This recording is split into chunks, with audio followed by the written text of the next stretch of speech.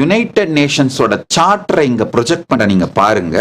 அவங்களுடைய சார்ட்டர்லயே அவங்க ரொம்ப தெளிவா சொல்றாங்க, they do not have a right to recognize any nation. அவர்கள் எந்த நாட்டையும் அங்கீகரிப்பது இல்லை.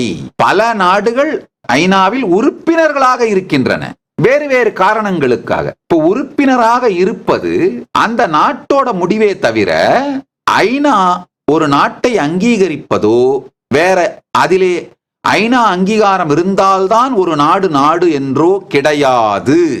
எங்களை நாடுன்னு யாரு ரெகக்னைஸ் பண்ணணும் அப்படின்னா, எங்களை சுற்றி இருப்பவர்கள், எங்களுக்கு இந்த நிலத்தை கொடுத்தவர்கள், எங்களை சுற்றி இருப்பவர்கள் எங்களை நாடுன்னு ரெகக்னைஸ் பண்ணணும். பரமசிவன் அருளாலே அது நடந்து விட்டது. இந்த நிலத்தை எங்களுக்கு கொடுத்தவர்கள், சிறிய நிலம்தான் ஆனா அதை கொடுத்தவர்கள், மற்றும் எங்களை சுற்றி இருப்பவர்கள் எங்களை நாடுன்னு ஏற்றுக்கொண்டார்கள்.